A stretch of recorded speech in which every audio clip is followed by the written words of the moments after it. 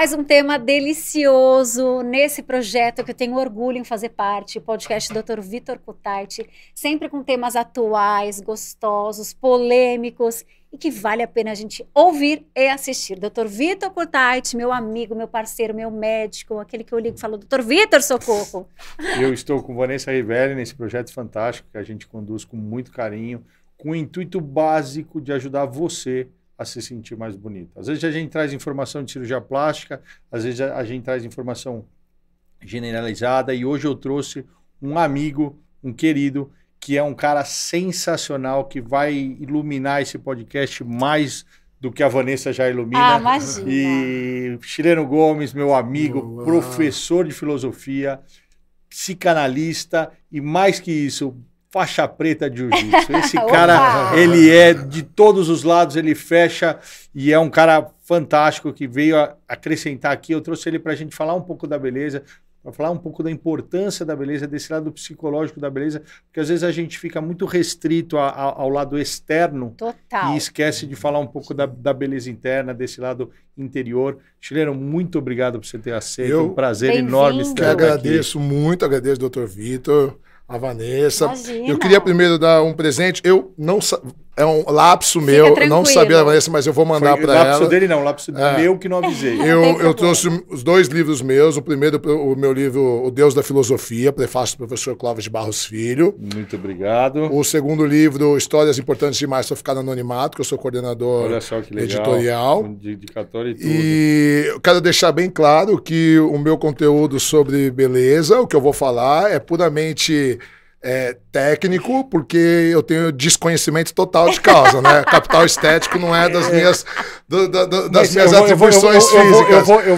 Eu vou apagar essa frase que ele falou, porque quando eu o conheci, eu conheço o Chileno já faz alguns anos, eu o conheci numa alfaiataria, num colega nosso, amigo nosso, que a gente faz roupa junto, e assim, com ele, eu conheci ele lá, e ele foi um dos caras com a autoestima mais fortalecida que eu conheci na minha vida. Só. Ele não vai se lembrar disso, mas o dia que eu o conheci, ele estava contando a história que ele foi treinar perna, musculação. O chileno é um super atleta também, é faixa preta de jiu-jitsu, e ele foi treinar a perna com uma bermuda justa.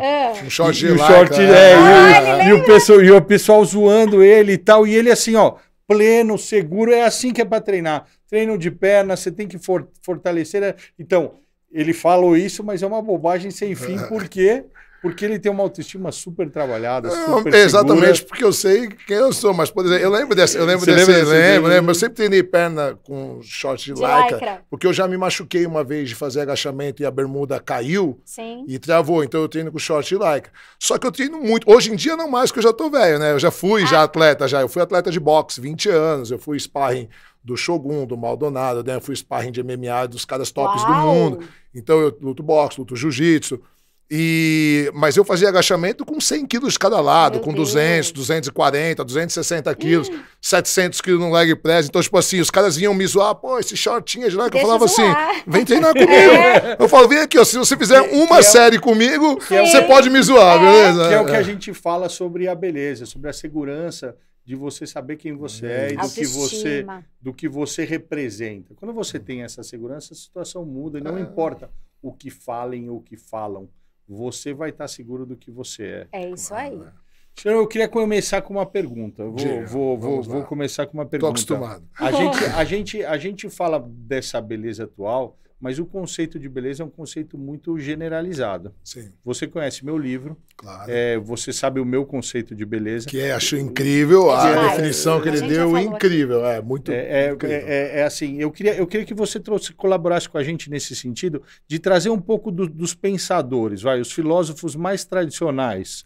E aí você pode falar todos eles, se você quiser, sobre a beleza. A beleza, ela é tão importante na filosofia que existe uma linha da filosofia que só trata sobre o belo, que se chama estética.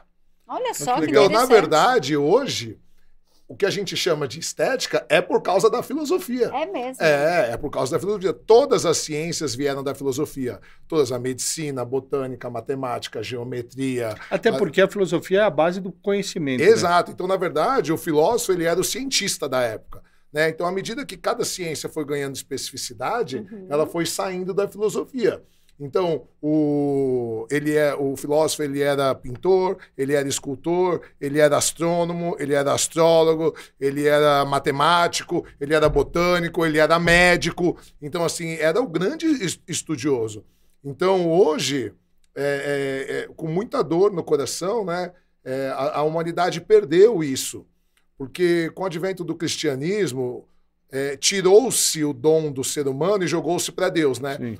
Tem um dom. Tal. E aí o que acontece? Não, você tem um dom, Deus te deu um dom. E Aristóteles dizia, somos o que fazemos repetidamente. Olha. Então, o hábito é o poder de fazer sempre... E aí você passa a ser. Então, por que eu falo que eu sou lutador? Porque eu luto há 27 anos. Você é um cirurgião, porque você opera tantos anos. Você é mestre de cerimônias. Que porque legal. Por quê? Porque a gente faz isso todos os dias há muitos anos. E aí você incorpora essa habilidade. Não é? Por isso que você passa a ser.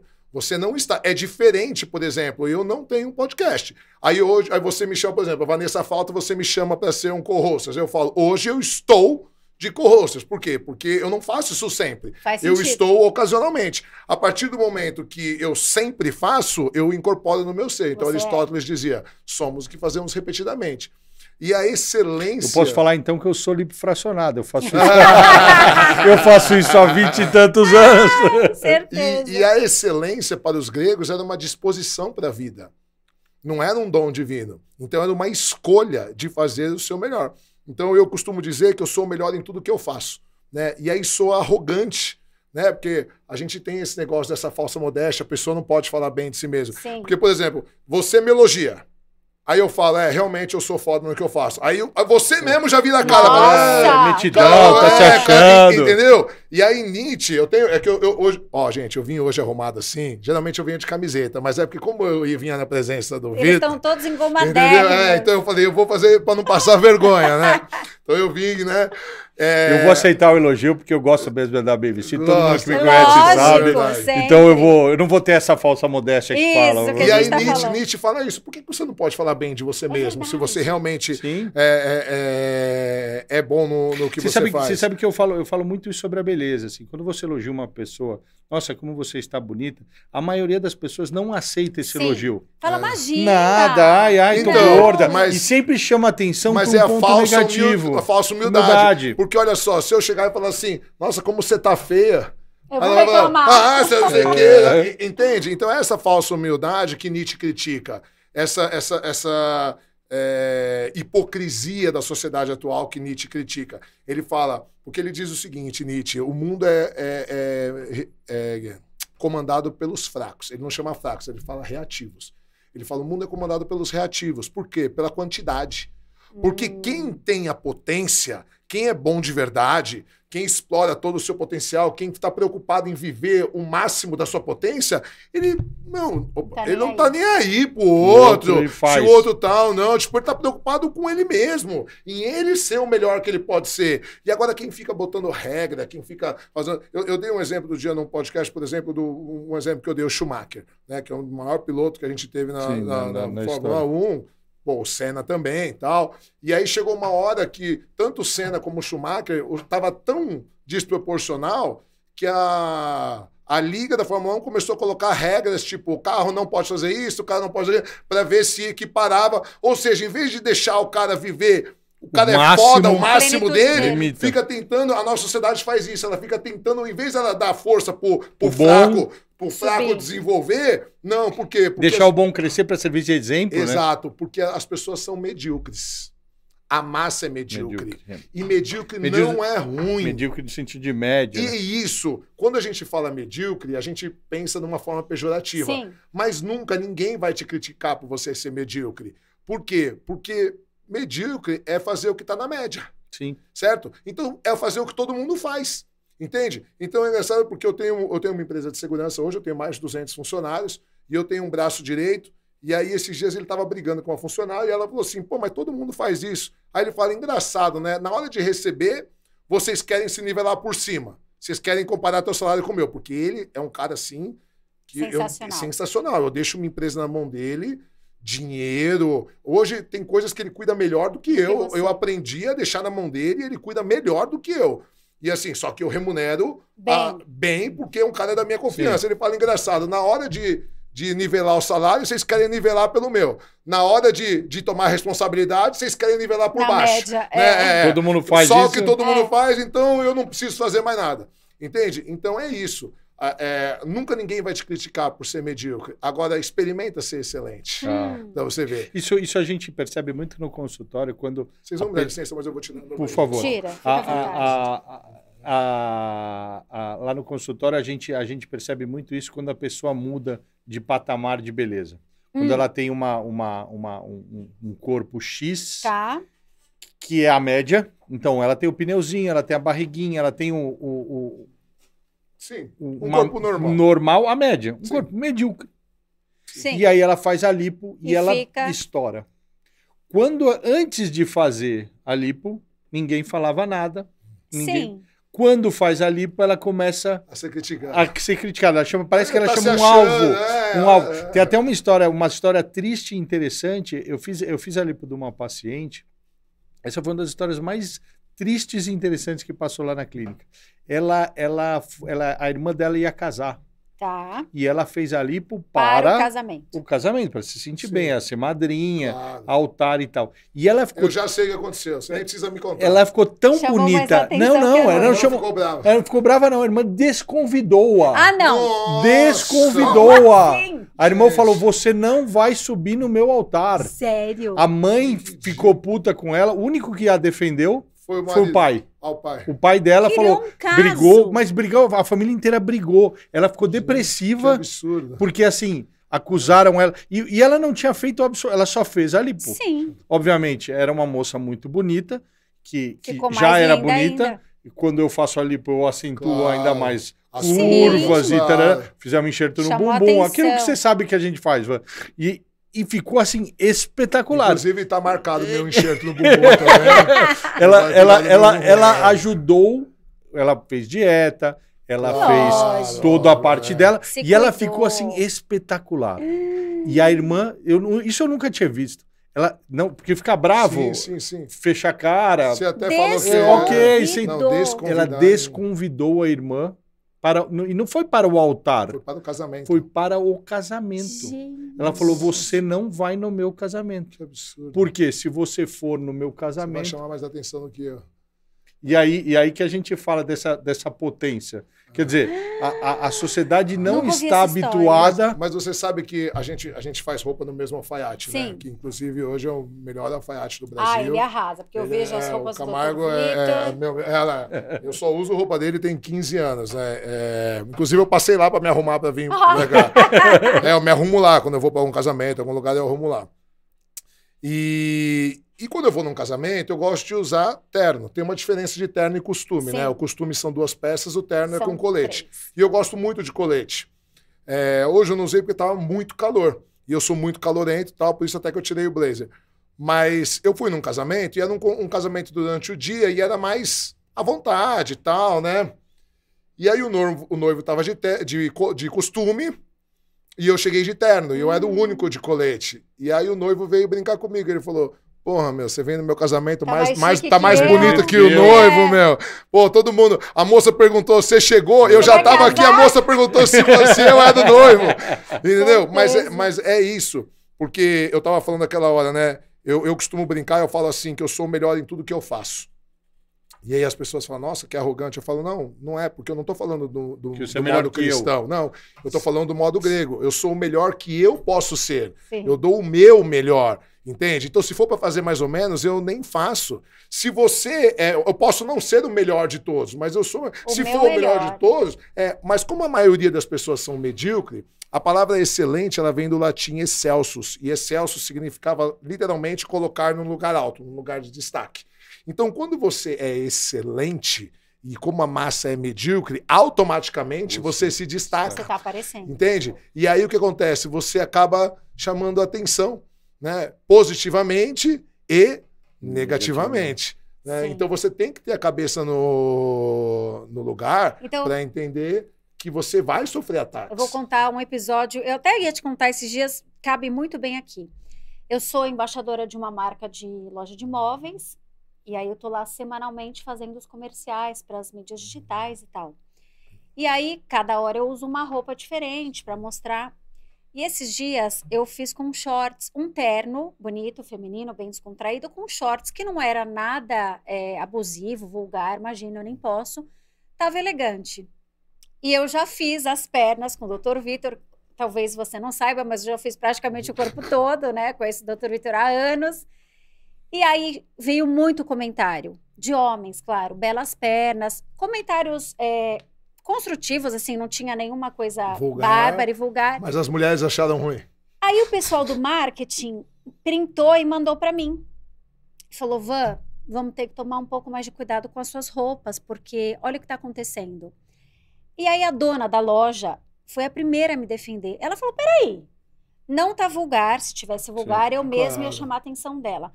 A gente tem uma loja que é um público A, é uma loja bem contrata uma mulher bonita. Aí falou contrata uma mulher bonita. Falei, claro que ela tá chamando atenção. Queria colocar uma feinha lá, xexelenta, feia. Qual o problema das pessoas chamarem que é atenção, exatamente né? isso que a gente está falando da mediocridade. Exatamente. Quando você sai da média. Mas você sabe que eu fui faz uns meses atrás, eu fui num podcast em Florianópolis, de uma doutora amigaça minha, um beijo, doutora Lisandra Zanotto, uma psicóloga incrível. E ela é linda, linda. E eu tava falando para ela, tem um estudo que foi feito que mulheres bonitas que colocam a foto no perfil são preteridas no trabalho. Os perfis são excluídos. Porque geralmente RH, quem contrata é mulher. A maioria do RH é mulher. E as mulheres... homem, ele tá preocupado com desempenho. Sim. Qualidade. A mulher, ela pensa em vários outros fatores. Ah, tem muito homem aqui, vai distrair a atenção dos caras. Ou então os caras vão ficar dando em cima dela, vai ter risco de assédio. Não necessariamente que ela seja invejosa, né? Embora a gente sabe que muita mulher junto é difícil também. Mas assim, e aí a doutora Elisandra falou, eu já fui numa entrevista que eu era extremamente qualificada e o cara falou pra mim, eu não te contrato porque você é muito bonita. Olha lá. E é o que a gente fala sobre a beleza, e esse podcast ele tem esse papel de desmistificar a beleza. Porque a beleza ela é rotulada, e a gente estava até conversando antes de gravar, que o chileno ele é lutador de jiu-jitsu, e quando você fala lutador de jiu-jitsu, o que você pensa? É um cara bruto, carcamano, ignorante, que não sabe conversar, grosso, que não sabe falar, que quer resolver tudo na violência. E o cara é professor de filosofia. Se você ganhar dele na discussão, sem empatar com ele, você é goleada. Se você começar a falar assim, ó, essa xícara é branca, ele te convence que ela é semi-branca. Ele não vai falar que é branco, ou não da definição de branco. Por quê? Porque esse aspecto externo ele é pré-julgado. Existe um pré-conceito. Claro. E quando a gente fala de beleza, quando a gente está falando de beleza, o primeiro passo é julgar a pessoa. E você julga pela média. Claro. Sim. E quando no meu livro eu escrevi isso, e eu acho uma das coisas sensacionais, toda pessoa muito bonita, ela sofre preconceitos. Total. Sofre preconceitos. E aí o que acontece? Por que a gente bate nisso? Porque tem muita gente deixa de ser bonita, ou seja, deixa de buscar a beleza, deixa de buscar a sua excelência, de ser o melhor naquilo que ela pode ser, nas suas características físicas, por conta de um preconceito julgando a beleza. Então deixa eu te contar uma história. E assim, a sociedade é muito machista. Total. Né? E quando juntam homens, sempre saem comentários assim ridículos. E a galera já até me conhece. Tem gente, por exemplo, grupos que eu faço parte, às vezes os caras fazem ou comentário machista, ou homofóbico, ou eles caras falam assim, apaga antes que o chileno veja. Se o chileno ver, o negócio vai ficar ruim pra você. E eu tava almoçando uma vez num restaurante, que a segurança era minha, de noite era balada e tal, então a segurança eu tava com os sócios, né? E eu tinha uma moça que montava os meus treinos, e vira e mexe eu marco ela, quando eu treino eu marco ela, e ela é linda, pensa uma mulher linda, sarada, inteligente, educada, ela é formada em Direito, ela é formada em Educação Física, ela é formada em Nutrição, ela acorda 4 horas da manhã para começar a puxar os treinos.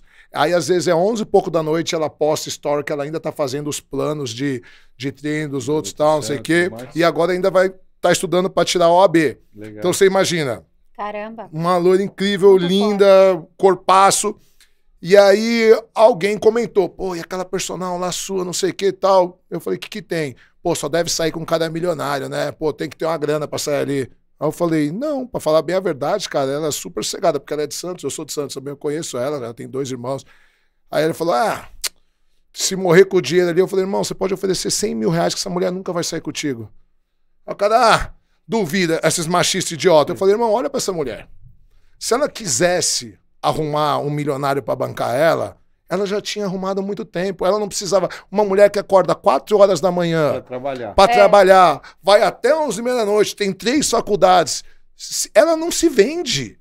Não precisa. Entende? Ela não precisa. A beleza é só um fator a mais. Ela é muito mais que aquela beleza externa dela. Ela é muito mais. E você é um puta de um babaca machista que não para pra pensar. Porque você tá acostumado a ver mulheres que se vendem por qualquer coisa. E aí tem muitas também. Né? Eu vou até definir essas mulheres que se vendem porque elas têm pouco conteúdo. E aí o único recurso que ela vai ter. Então, e aí o que acontece? E não tá errado isso. É o recurso dela.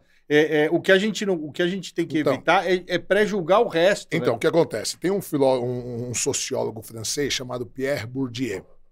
Morreu faz pouco tempo, agora do século XX. Inclusive, ele foi orientador de doutorado do professor Clovis.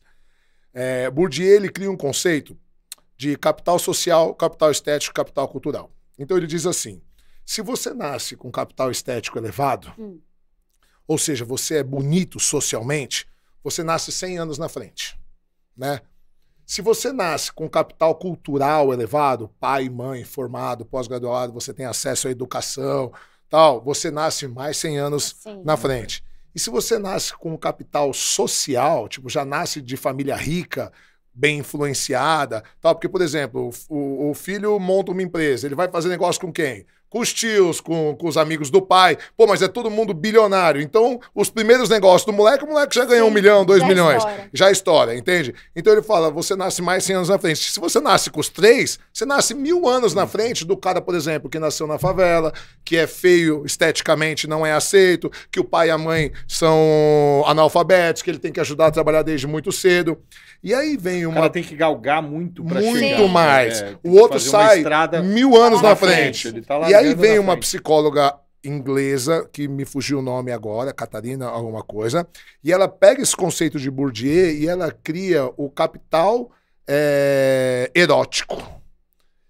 E o que é o capital erótico, ela diz? É você, não é que você vai usar decote, você vai dar pro chefe, não é nada disso. É você saber usar os seus atributos, inclusive físicos e beleza, não só físicos, mais intelectuais e tal, para poder ter sucesso no trabalho. Então, foi o que você falou, você é uma mulher bonita, é uma mulher que se cuida, que investe, que treina. Então você, vamos supor, você é uma mulher que sabe usar seu capital erótico, tanto que você é embaixadora de uma marca pela sua beleza, mas não é só pela sua beleza, porque mulher bonita tem de monte. Você fala bem, você investiu na sua educação, você tem uma didática ótima, o seu português é excelente, que eu já percebi. Então o que acontece? O capital erótico, ele te ajuda a alcançar lugares que talvez você não alcançaria se você não fosse tão bonita. Mas você, só ele por si só, ele não te traz nada, ele não segura. Então foi o que você falou. Tem mulheres que, e tá tudo certo, tá? E é isso que eu quero deixar claro. Não tem regra. Então, hoje eu tava conversando com uma amiga minha, ela pegou e falou assim, eu separei do meu ex-marido porque ele queria que eu ficasse na sombra dele, ele não deixava eu postar nada, não queria que eu trabalhasse e tal, e eu sou muito assim, eu gosto da minha carreira. Eu falei, tá tudo certo. Ele falou, tem mulher que se sujeita a isso. Eu falei, mas você também não pode julgar. Tá tudo certo se para ela ficar em casa, cuidando dos filhos, ser uma esposa troféu, né? Eu tenho uma amiga minha que brincou, fala, pô, por que eu quis ser empoderado? Eu queria estar agora 2 horas da tarde, na roupa de academia, passando na clínica pra fazer uma estética. Exato, e assim é uma escolha, tá tudo certo, cara. Não tem problema. Ó, eu vou dar um exemplo. A minha mulher, eu tô 21 anos com ela, esse ano a gente faz 21 anos. E a gente sempre foi muito parceiro. Quando eu conheci minha mulher, ela me dava o dinheiro do busão pra eu voltar. Cheguei em São Paulo, não tinha dinheiro pra eu comer. Não tinha dinheiro pra eu comer. Não tinha dinheiro pra eu comer. Você veio de Santos? Eu vim de Santos. E muitas vezes a minha sogra, final de semana eu ia visitar minha mulher, minha sogra fazia uma sacolinha com miojo, frutas, essas coisas, para o meu irmão ter o que comer. Entende? Nossa. Então, tipo assim, a gente vem numa estrada aí, a gente tá há 21 anos juntos. E ela trabalha no mundo corporativo. E muitos anos, e mundo corporativo é puxado, demanda demais, muita cobrança e tal. E muitos anos ela chorava, ela falava assim, ganha dinheiro para eu poder parar de trabalhar tal. E depois da pandemia, a minha empresa estourou.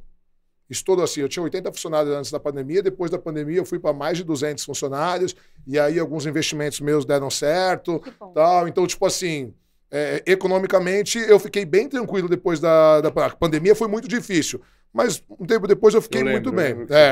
Foi bem difícil. Mas assim, e terminou e a pandemia foi o que faltava para eu botar na minha cabeça que eu falei, não, agora é a hora que eu tenho para construir patrimônio e tal. Começo do ano passado eu cheguei pra minha mulher e falei assim, olha, a condição tá bem diferente, né? De um jeito que nunca foi. Se você quiser parar de trabalhar, pode parar. Já sei o que ela respondeu. Aí ela falou assim, não, mas como assim? Então, eu falei pra ela assim, tudo bem, você quer, quanto você ganha? Você ganha X? Eu te dou todo mês esse dinheiro pra você não ficar dependendo, pra fazer antes. Pedir. E é que ela é super... Tem um preconceito. Sim. Um preconceito da mulher pedir para o marido. Isso é uma coisa que eu particularmente não entendo, socialmente falando. É porque, assim, não existe homem e mulher quando se casa.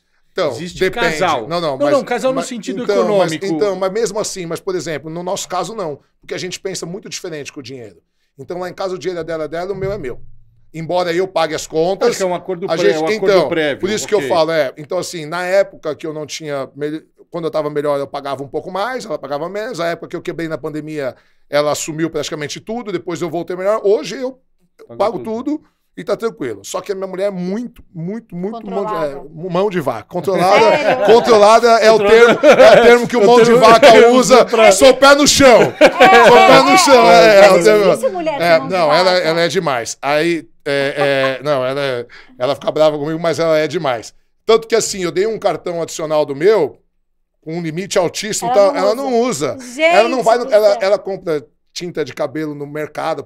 Aí eu falo, pega o meu cartão, vai no cabeleireiro. Ela fala, não é pelo dinheiro, eu faço aqui, pra que eu vou desperdiçar? Então, tipo assim, é dela. Conceito. E eu aprendi a respeitar o tempo dela. Eu sou um cara já que eu gosto de viver bem, eu gosto de ter um carro legal, vou no barbeiro, gosto de ir num restaurante legal, entendeu? Então, por exemplo, ela tem um carro, o carro dela é blindado, porque é uma coisa que eu faço questão, mas eu vi outro dia um outro carro de uma marca bem melhor, um carro muito mais legal. Eu falei, vamos trocar seu carro. Ela falou, não, deixa eu aqui. Deixa aqui simplesinho, não gosto de chamar atenção. É dela, ela é muito simplista e ela vive tranquila com isso. E aí eu falei pra ela, ó, se você quiser, eu te dou X por mês e você continua vendo sua vida, não precisa se matar tanto. E ela falou, não. Quero trabalhar. Eu quero trabalhar, eu quero ficar na minha carreira, que eu gosto. Eu falei, tudo bem. Ela falou, você quer? Eu falei, não, eu não quero nada. Eu falei, você que sempre pediu. Eu tô te dando opção, porque também não quero que deixe de trabalhar. Aí o dia de amanhã os filhos vão embora, ela fala, abri mão da minha carreira. Não. Sim. Agora, uma coisa eu tenho ciência. No último ano, teve uma época que a gente teve muito mal. Muito mal. E eu achei realmente que a gente ia separar. Na verdade, nós dois achamos que a gente ia separar. Uma fase, né? E aí, foi na época que chegou o cartão adicional que eu tinha pedido do meu tal, e a gente tinha decidido separar, conversamos, decidimos separar, mas na boa. Aí eu cheguei e dei o cartão pra ela, assim. Aí eu falei, ó, chegou o cartão. Ela falou, mas pra quê? Eu falei, a gente não combinou que você ia ficar com o cartão, se precisasse, pras crianças, pras contas, não sei o que. Ela falou, mas a gente tá separando. Eu falei, e daí? Pra mim não muda nada, eu falei pra ela.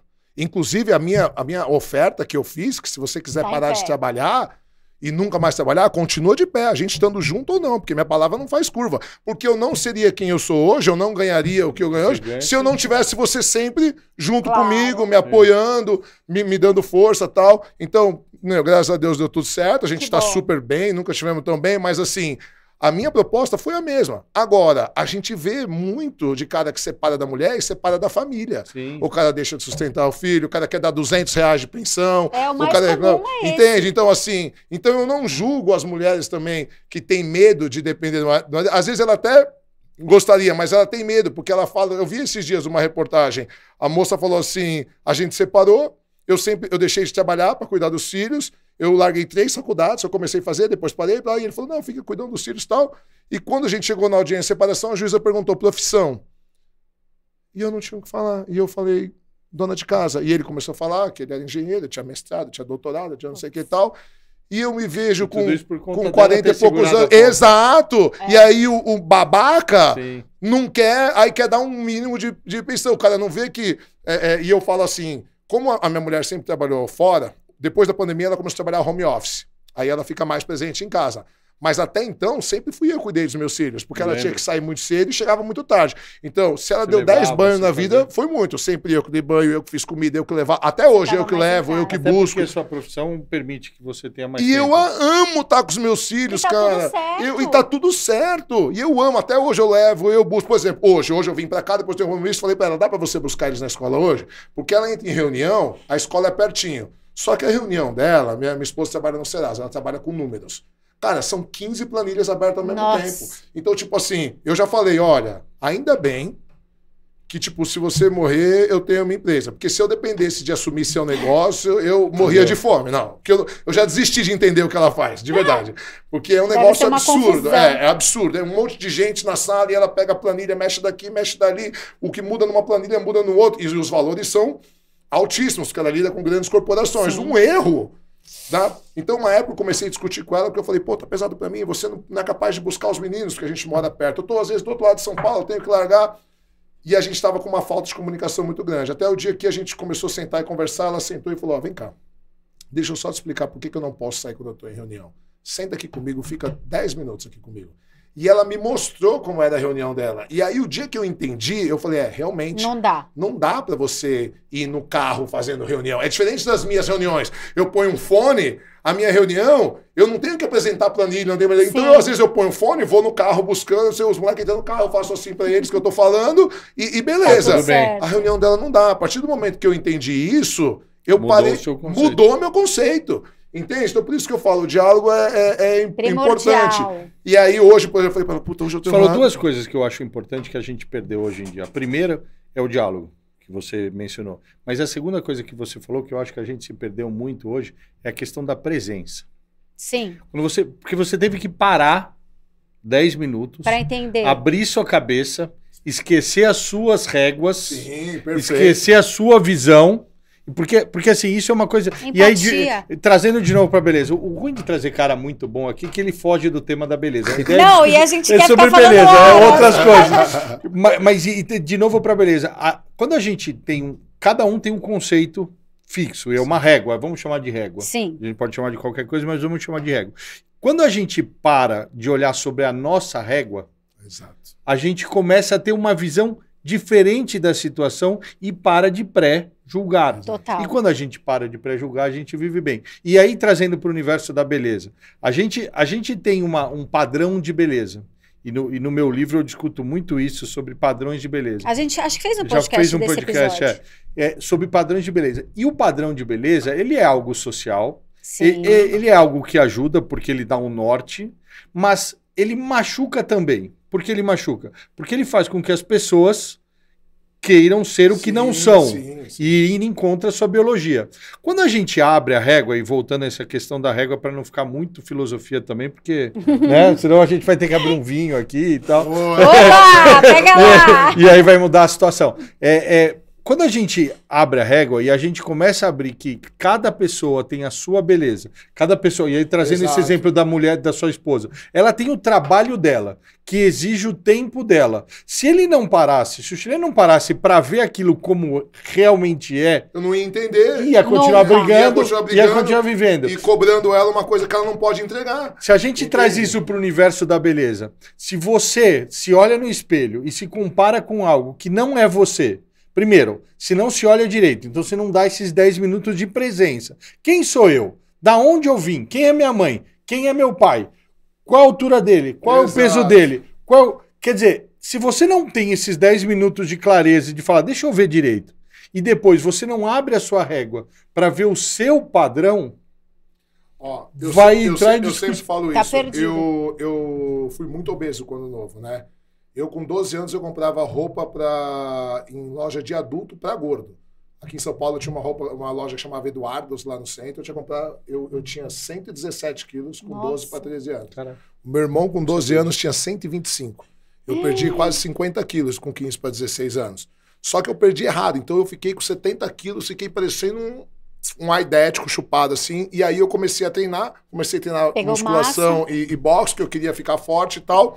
Então a vida inteira eu briguei com a balança assim. Então eu sou meio noiado com a minha estética pessoal. Então às vezes eu eu tô uma época meio assim, trabalhando muito, que eu parei, depois que eu parei de competir, enquanto eu competia, eu sempre tive muito no shape, né? Porque eu competia muito, muitas horas por dia. Quando eu parei de competir, que eu já tô um senhor, né? 43 anos.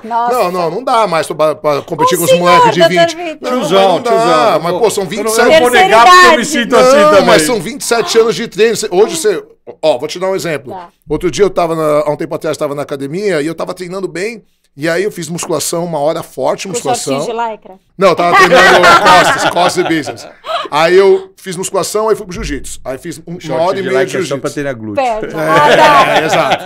Aí fiz uma hora e meia de jiu-jitsu. Aí os caras falaram, Chileno, vamos fazer um treino sem pano? Vai ter um treino ali? Eu falei, vamos, que é o jiu-jitsu sem kimono. Aí fiz mais um treino sem kimono, mais uma hora e meia. Essa brincadeira já são 5 horas. Nossa, aí teve mais um treino de kimono. Vamos aí, vamos. Meu, fiz 6 horas e pouco de treino. Seguido. E os caras, pô, tá bem. Beleza. No outro dia, 2 dias de febre. Na cama. 2 dias na cama. Antigamente eu fazia isso todo dia, treinava 4, 5 horas por dia, todos os dias. Depois eu fiquei... Então eu tenho que ter ciência que o meu corpo... Hoje eu tenho muito mais responsabilidade. Eu tenho 2 filhos, eu tenho 2 empresas. Eu tenho, então assim, já não tenho mais 20 anos. Aí entra numa outra discussão que a gente sempre traz aqui, Chileno, que é a questão da beleza ao envelhecer. Que é um outro... que eu adoro esse tema. Que é um outro conceito. Eu falei esses dias com uma conhecida minha, eu falei assim, óbvio, eu tô bem fisicamente. Hoje, eu na frente do espelho, eu tiro a roupa, eu tô satisfeito. Tá porque feliz. eu vejo, tô muito, muito feliz. Nem tanto, podia ter coisas que podiam ser maiores, mas tá bom. O glúteo, que ele vai glúteo. Eu emagreci, perdi perna. Mas assim... eu já tive muito mais no auge, mas hoje, eu, 43 anos, eu não me troco por idade nenhuma. Tá vendo? Nenhuma. Sem contar aqui, ó, a maturidade. Cabeça, maturidade, dinheiro, profissionalismo, mesmo corpo. Eu tô muito satisfeito com quem eu sou, entende? Com as minhas limitações. O que eu percebo na minha prática, principalmente, isso acontece muito mais com mulheres do que com homens, que elas acabam sofrendo mais porque elas se comparam em 2 situações. Elas se comparam com o que elas eram, com o passado. E com as mais novas. A visão dela... Só que eu vejo um outro problema agora que eu acho que você vai identificar melhor que vocês. Eu conheci uma moça outro dia e trabalha com estética e tinha um monte de procedimento na cara. Um corpo escultural. Incrível, assim, não tinha uma celulite, nada tal. E eu falei assim, nossa, que mulher... bonita, né? Eu pensei que ela tinha uns 45 anos e tal. Né? Tinha 28. 28? Aí eu falei, quantos anos você tem? Aí eu falei, lógico que o corpo dela é bonito, ela tem 20 anos, só que o que acontece? Fez tanto procedimento, porque assim, é um procedimento que as mulheres começaram a fazer com 50 anos. E ela já fez. E agora as jovenzinhas estão fazendo, tanto que tá todo mundo ficando com a mesma cara. Porque é plastificado. Imagine daqui 10, 15 anos, como essas meninas vão estar. Não, como é que elas vão estar? E eu vou te falar, transformadas. Eu sou sarrista pra caramba, né? Eu fui no churrasco outro dia dos amigos meus, lá em Alphaville, uns caras de grana e tal, e a minha mulher é super simples, né? Minha mulher, ela é simplista de tudo, ela não gosta nem de muita maquiagem, de nada, ela é super simples. E aí eu tava olhando as mulheres conversando assim, e aí a gente tava os caras conversando, aí eu falei assim, escuta, como que vocês fazem pra não sair um com a mulher do outro? Porque é tudo a mesma cara, não dá... Aí o outro, eu falo pra ela, que ela para com essas merdas. Mas fica tudo igual. É tudo igual. Eu falei, a única que eu conheço, consigo reconhecer ali é minha mulher, que é diferente, porque as bocas assim... Aqui, ó. Aí, assim, a gente tá entrando numa fase que é aquilo do padrão, né? Que a gente tá massificando o padrão. E aí entra um pouco na formação do profissional. Como a estética hoje virou algo muito difundida e a gente tem N profissionais, eu não vou fazer crítica aqui, que não cabe a mim, mas tem não médicos especialistas. Não, dentista, biomédico, técnico de enfermagem, tá todo mundo fazendo. Todo mundo fazendo. Quando e aí você tirou um pouco da importância da formação. Mas isso são todas as profissões. Quando você tira a formação e você acaba trabalhando só com a informação, você acaba... Porque é muito mais fácil eu te ensinar uma receita de bolo e falar assim, ó, tecnicamente falando agora, de cirurgia, ó, para preencher lábio você põe 1 ml aqui, 1 ml aqui, 2 aqui, 3 aqui. Acabou. Você faz, eu faço. Só que cada pessoa tem uma boca diferente. E aí fica tudo igual, porque é 1 ml aqui, 1 aqui, 2 aqui, 3 aqui. Exato. É assim, faz assim que dá certo. E realmente dá. Mas dá tudo igual. Dá tudo igual, e, exato. E aí perde a individualidade e perde esse conceito de beleza natural que a gente tem. Eu falo isso muito na lipo-fracionado. As pessoas, eu quero fazer lipo HD. Beleza, como que é a lipo HD? É uma regra. Aqui se lipoaspira, aqui se não lipoaspira, aqui se lipoaspira. E aí você deixa gordura... Parecendo que é músculo. Quando você tira a foto no Instagram, fica maravilhoso. Só que tá mole. Só que é mole. Quando você anda, quando você dança, quando você senta, quando você namora... É balança. Vai pegar, balança, é gordura. E aí, isso é fácil de reproduzir porque é uma regra. Sim. É uma técnica. Técnica é fácil de reproduzir. Claro. Você treina qualquer... Agora, a sensibilidade de olhar para quem fazer... Que é a formação. Exato. Mas então, não é só nisso. Eu falo por mim. Cara, eu estudo... eu tenho 43 anos. Eu comecei a estudar com 5 anos de idade. Eu aprendi a ler em casa porque eu queria ler a Bíblia, porque meu pai era pastor. Então, eu comecei a estudar com 5 anos de idade. Né? Ou seja, eu estudo há 37 anos. 38 anos. 38 anos que eu estudo. Sou formado em filosofia, sou formado em teologia, sou formado em psicanálise, tenho mestrado em psicanálise, tenho pós-graduação em filosofia, tenho pós-graduação em ciências políticas, tenho pós-graduação em neurociência e agora vou começar um doutorado em neurociência em julho. Eu ia falar isso agora, ele deve estar estudando alguma coisa. E assim, estou sempre lendo, estou sempre estudando. E aí eu posto vídeos de cortes meu no Instagram explicando filósofos e eu não me considero um filósofo. Eu já falo, eu sou professor de filosofia, porque para mim o filósofo é um cara que tem uma capacidade de pensamento assim fodida, acima da média, quebra paradigmas, tal, muda gerações. E aí eu explico, e aí entra um cara e fala assim, nunca ouvi tanta asneira, não concordo, e não sei o quê. Aí você entra no perfil do cara... O cara é entregador do iFood, o cara é frentista, o cara não tem o primeiro grau. E aí você fala assim, foda-se que você não concorda. Tipo, da onde que você tirou? Não, porque eu acho... Tá bom, aí é aquilo. Hoje tem muita informação e pouca formação. A formação, ela é importante também. Claro que o acesso à informação é muito legal. Só que o problema do acesso à informação, tinha um sociólogo polonês chamado Zygmunt Bauman, ele morreu em 2017 com 98 anos. Nossa. Que ele diz que a partir da metade segunda metade do século XX, o mundo se tornou líquido. Né? Principalmente depois dos anos 80, por causa da internet. Porque assim, o processo de globalização ele começa em 1500 com as navegações. Mas é muito passo de... Não é nem de tartaruga, é de lesma. Né? Em 1950, com o advento da televisão, que começa realmente a existir uma globalização.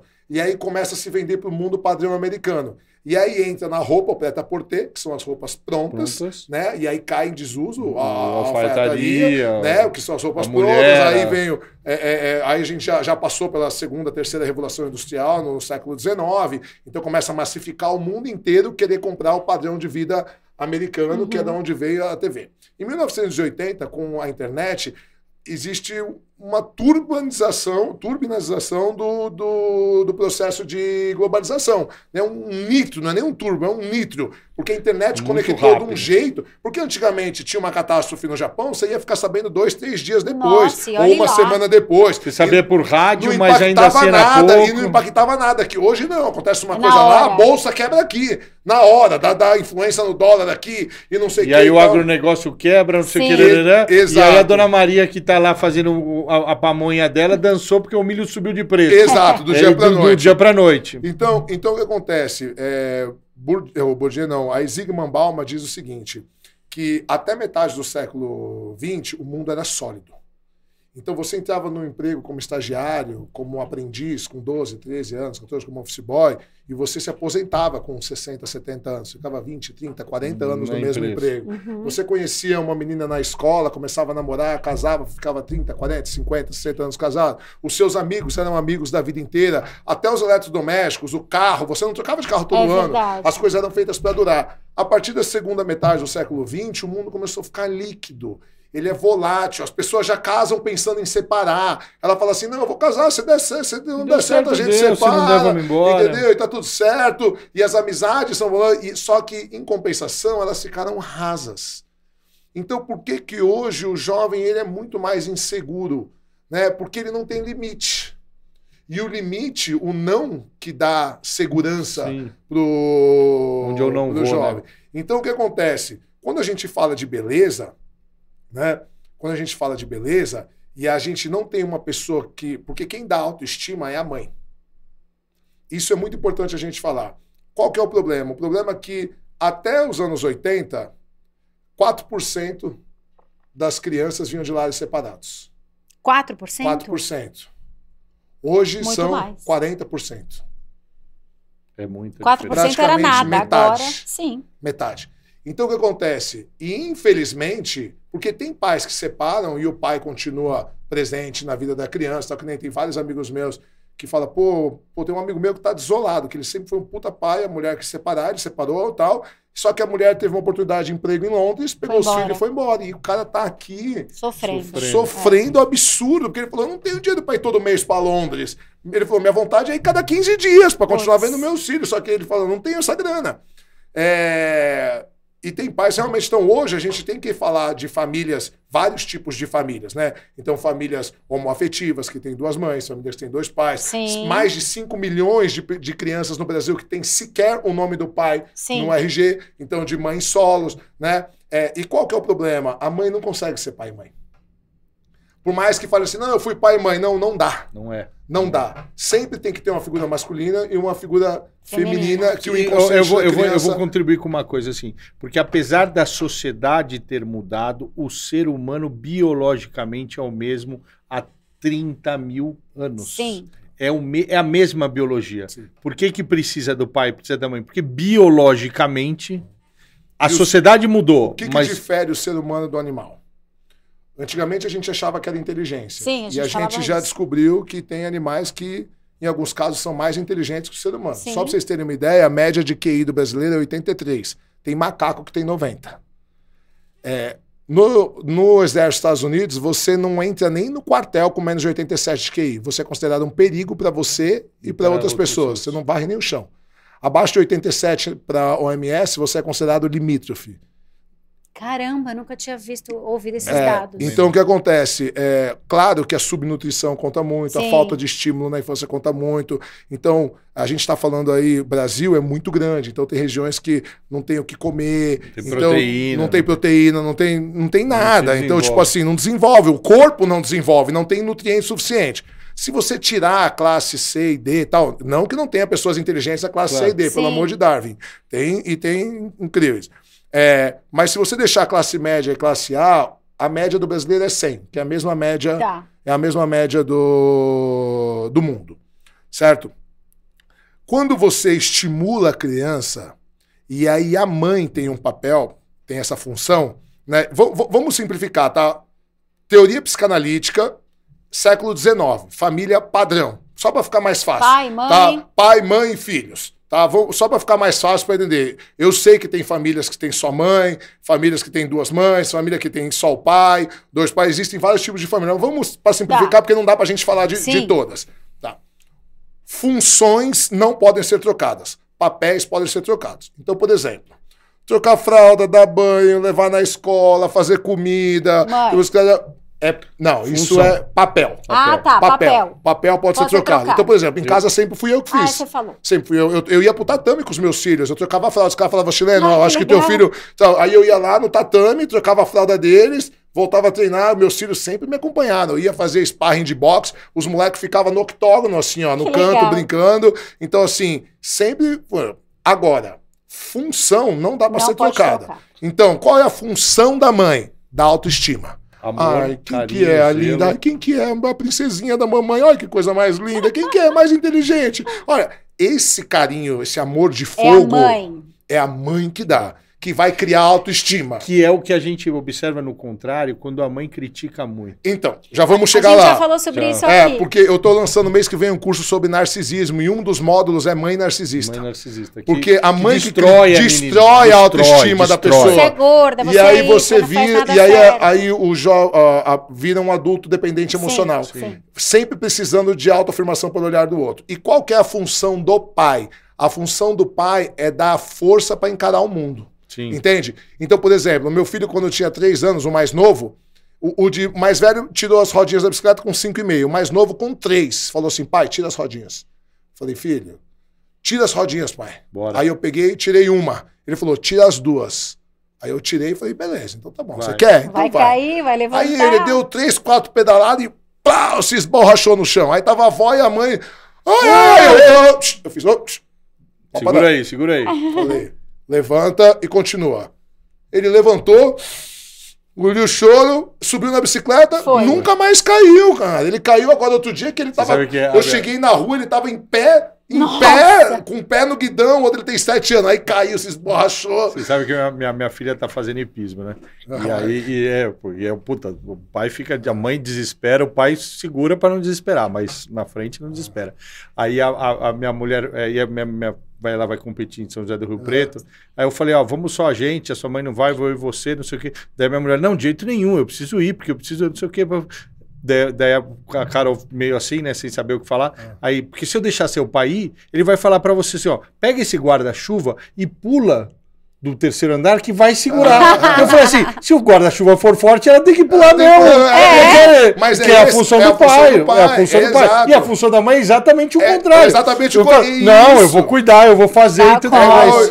Esses dias eu tava conversando com um amigo meu e ele separou da mulher e eles são muito alinhados com a educação, assim. Ele fala, pô, mas às vezes eu acho que ela super protege demais ele e tal. Eu falo, mas é o papel dela. Você tem que contrapor. E o seu papel é o contrário. Quando ele tá contigo, por quê? Porque você é o exemplo. Como ele é menino, sim, você é o exemplo pra ele. Porque assim, o meu pai tinha uma frase muito legal que eu uso em todas as minhas palestras, que eu falo assim, você pode falar o que você quiser pro seu filho. O seu exemplo grita tão alto que ele não escuta o que você fala. É isso mesmo. Entende? Então assim, o teu filho ele não vai fazer o que você fala, ele vai fazer o que você faz. Exato. Então, se você quer ser exemplo do seu filho, não fale. Faça. A gente falou já sobre isso aqui. Inclusive, a responsabilidade que os pais colocam no filho. Você não faz nada certo. Você é feia. Você é gorda. Não, isso é absurdo. Isso acaba com na programação neurolinguística tem uma coisa muito bacana, que eu trabalho isso muito na clínica, que assim, você não pode falar você é. Você até pode falar você está. Porque está é provisório. Sim. É fixo. Se eu falar para você, chileno, você é inteligente. Você acredita que é inteligente, e até em situações que vão contrapor a sua inteligência, você às vezes até não vai para não questionar e não falar, porque eu sou inteligente. Agora, se eu falo para ti, você está inteligente, você vai sempre buscar melhorar porque você é algo provisório. Isso vale para o positivo, mas também vale para o negativo. Sim. Quando eu falo para você assim, você é feio, ou uma mãe que fala para a filha, você é feia, você tem o dedo podre, você é não sei o quê. Ela destrói a pessoa de um jeito que para reconstruir... Porque o poder de autoconvencimento é gigantesco. Tanto que você que é médico sabe melhor do que eu, existem inúmeros estudos científicos que quem tem fé numa religião e está com uma doença terminal, e às vezes o poder de recuperação melhora. Porque o poder de autossugestão do corpo é absurdamente gigante da pessoa que não tem. Sim. Entende? Então, nesse ponto... Quando ela cresce ouvindo que ela é feia, a autossugestão dela vai ser o quê? Eu sou feia. Claro, ela acredita naquilo. Por isso que esse papel de pai e mãe são fundamentais, e por isso que a gente fala tanto dessa questão da beleza, e eu gosto, sabe, chileno, de usar a cirurgia plástica nesse sentido de transformação.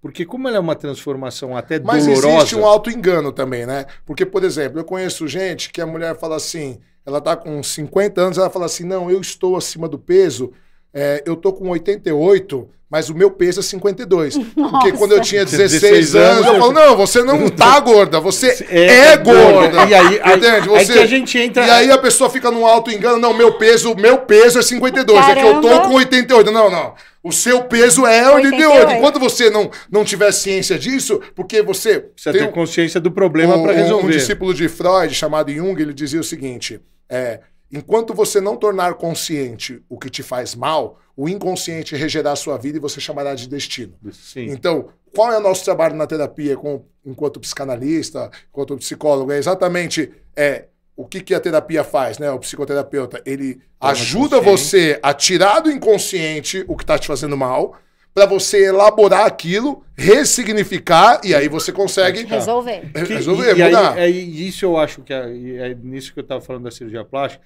porque como a cirurgia plástica às vezes é até um processo doloroso, fisicamente doloroso, você consegue fazer uma ressignificação e fazer a pessoa se olhar diferente. Exato. Então, a gente tem um trabalho, você sabe que eu trabalho com isso já há algum tempo, que a gente faz esse trabalho psicológico para reconstruir essa autoestima. Claro. E a gente entende a autoestima como transitória, porque assim, nem todo dia você vai acordar com a sua autoestima alta. Sim. Óbvio.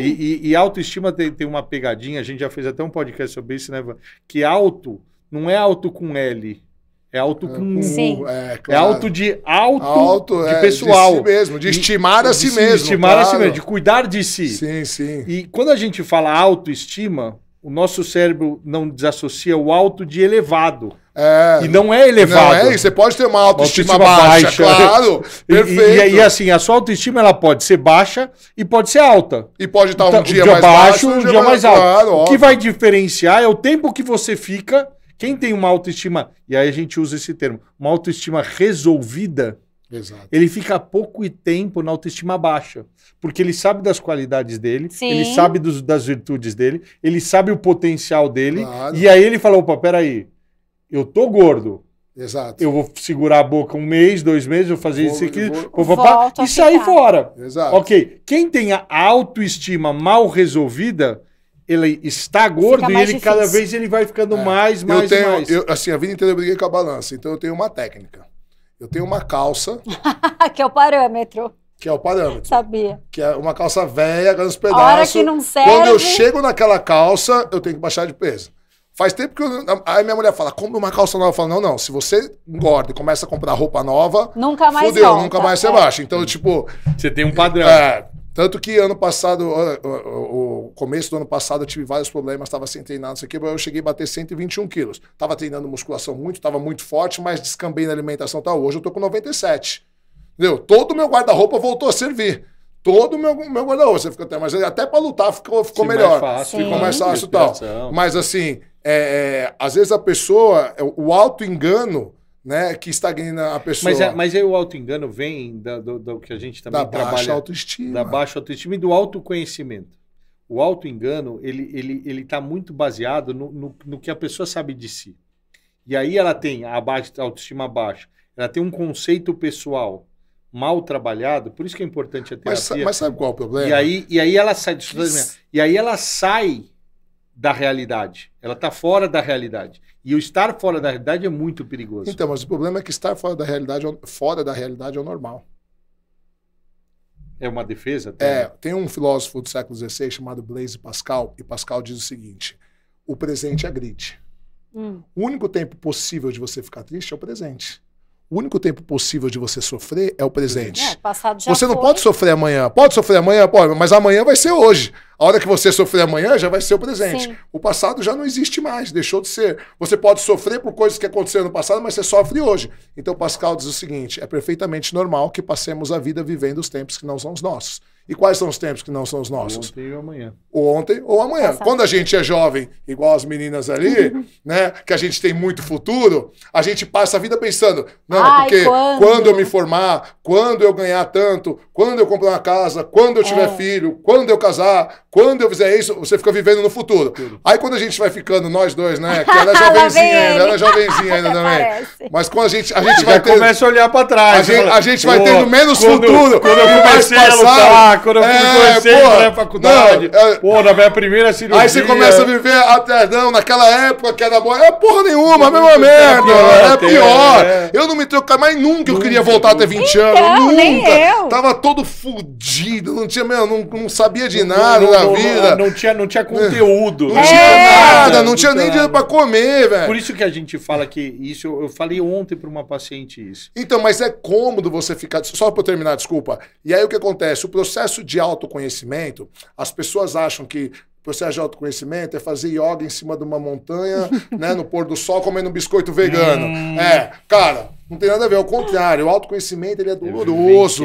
Jung fala de um arquétipo chamado sombra, que é a parte ruim de você, que você não quer encarar. Você não quer ver, nem você quer ver, você não quer que o outro veja, nem você. Por isso que tem algumas coisas na pessoa encarar que incomodam tanto. Claro. Você tem aquilo. É óbvio, porque o que incomoda no outro é o que está mal resolvido em mim. Sim. Entende? Então, assim... A homofobia, por exemplo, é muito clássica. Eu falei num podcast uma vez, deu uma puta treta que eu falei assim, pra psicologia, todo ato homofóbico é um choque entre dois homossexuais. Tá. Um que consegue expressar sua sexualidade e o segundo com raiva do primeiro porque não consegue expressar sua sexualidade. Nossa. Por que um cara tem raiva? Eu não tô falando assim, tem 2 caras se comendo no meio da rua, você tá com teus filhos. Não é isso que eu tô falando. Tem 2 caras passeando ali de mão dada sendo feliz. Vai lá e bater no cara. E aí o cara quer ir bater, tem raiva. Por quê?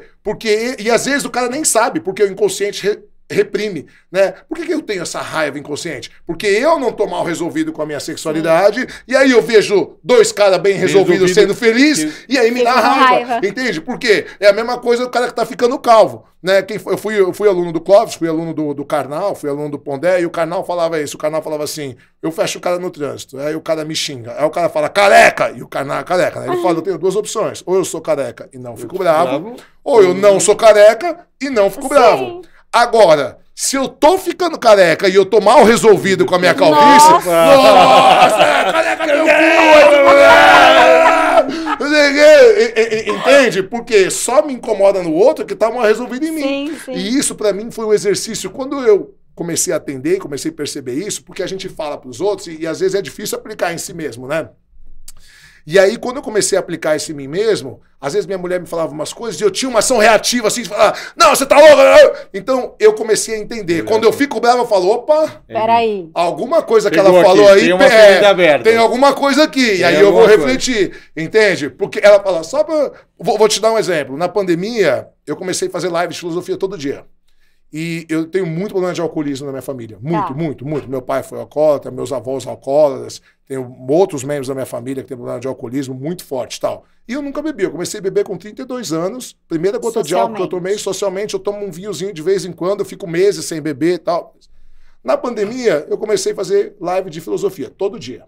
Aí comecei a abrir uma tacinha de vinho. Então todo dia eu tomava uma tacinha e tal. Durava 3, 4 dias uma garrafa.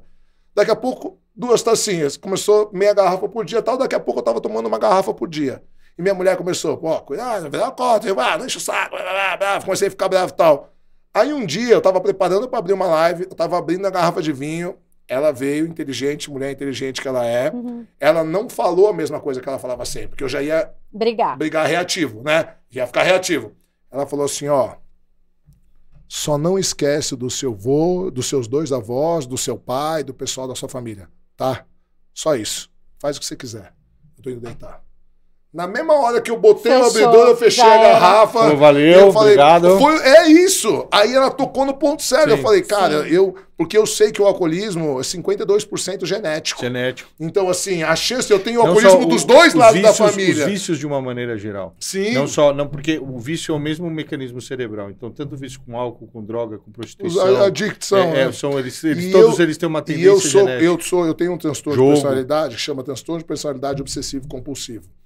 A minha personalidade funciona parecido com quem tem toque. Então eu tendo a compulsão, tudo que eu faço. E aí faz o extremo, né? Então. Só que qual foi a minha sorte? Só de você falar o exercício 6 horas já é uma compulsão. Não, eu acordo 4h30 para fazer exercício desde os 15 anos de idade. Entende? Mas assim, o que eu percebi desde muito cedo? Como eu percebi que eu era compulsivo, e eu lembro de que com 13 anos de idade eu tive essa consciência. Eu percebi que eu era compulsivo, o que eu fiz? Eu nunca fiz coisa, eu nunca usei droga, eu nunca bebi, eu nunca joguei. Por quê? Porque eu sou o cara, por exemplo, eu sou zero moralista, não tenho nada, por exemplo, com quem fuma maconha, zero. Eu acho que, inclusive, a maconha faz muito menos mal que o álcool.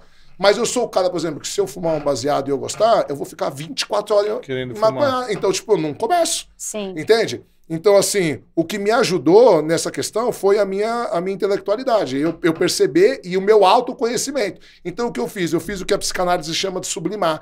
Peguei uma coisa ruim, que é a minha compulsão, e desloquei para coisas que me fazem bem. Então, eu treino muito, eu estudo muito e eu trabalho muito. Que é a questão do que a gente fala, que é a questão de você facilitar o bom e dificultar o ruim. Exato. Porque quando você tem um autoconhecimento, você sabe que você tem essa característica. Se você pega essa característica e usa para algo positivo, você sublima, você faz uma coisa boa com isso. Senão você vai fazer ruim. Vai fazer ruim. Que você vai ter que fazer alguma coisa com isso, vai porque é teu. É teu, exato. Você pode escolher. Eu fiz uma live semana passada com um dos amigos do AA, eu estou me tornando amigo do AA, e uma das coisas que eu falei é isso, o adicto, ele não deixa de ser compulsivo. Só que ele desloca a compulsão. Para outro lugar. Então esse que é o problema. Às vezes o cara, ele para de beber, ou ele para de cheirar, ou ele para de droga, e ele começa a comer muito. ou ele vai pro álcool, ou ele vai pra pornografia. Por isso que às vezes a igreja é um bom caminho. Porque ele troca para a igreja. Então, e aí ele vira um baita de um fiel, e ele fanático. Precisa, foi o caso do meu pai. Foi o caso do meu pai. O meu pai, ele precisa, é o que Nietzsche chama de muleta metafísica. Vai ter um outro psicólogo, médico, psiquiatra, chamado Viktor Frankl. Ele ficou 2 anos em campo de concentração.